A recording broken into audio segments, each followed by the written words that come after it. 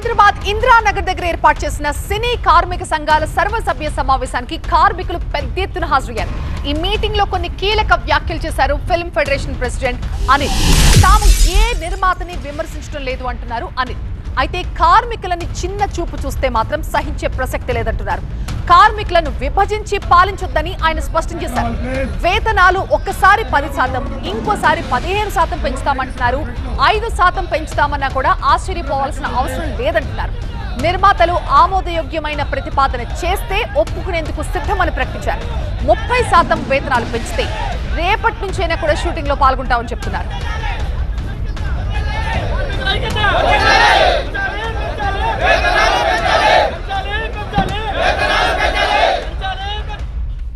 తొమ్మిది కండిషన్లు పెట్టారు. ఫస్ట్ దాంట్లో మళ్ళీ 4 కండిషన్లు ఒప్పుకోండి అన్నారు.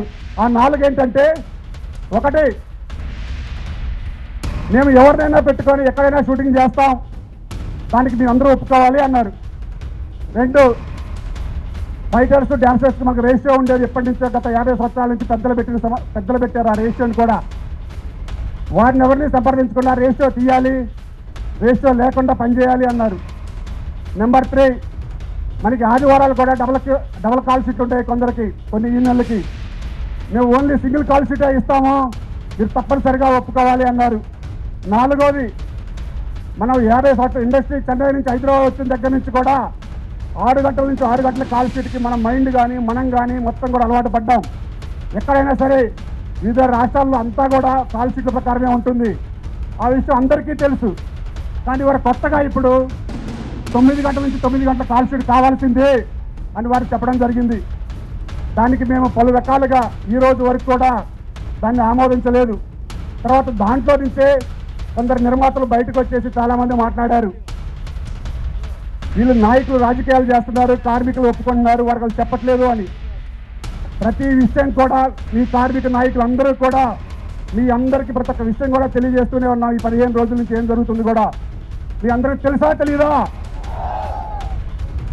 కానీ మనలో ఐక్యత లేదని, వారు ఏమి చేయలేరని, 10 రోజులు వాళ్ళ షూటింగ్ బంద్ చేస్తే వాళ్ళే మన దగ్గరకు వస్తారని, వారే కడుపు కాలితే వాళ్ళే వస్తారనే విధంగా ఎవరికి నచ్చినట్టుగా వారు మాట్లాడుతూ ఉన్నారు. ఆ విషయాలు మాకు చాలా బాగా కలుగుతున్నాయని చెప్పేసి పలుసార్లు ఛాంబర్లో చెప్పాం. సార్ మీరు పెంచిన తర్వాత ఈ కండిషన్లు ఏంటో అన్నీ మాట్లాడుతున్నాం, ఎంత పెంచుతారో క్లారిటీ చెప్పండి, కానీ అనవసరమైన విషయాలు మా కార్మికులే ఓపికను కనుక తప్పుపడితే మాత్రం సహించేది లేదు. కాబట్టి మీరు కార్మికులు ఒక్క మాట అంటానికి కూడా వీల్లేదని మేము ఛాంబర్లో చెప్పాం.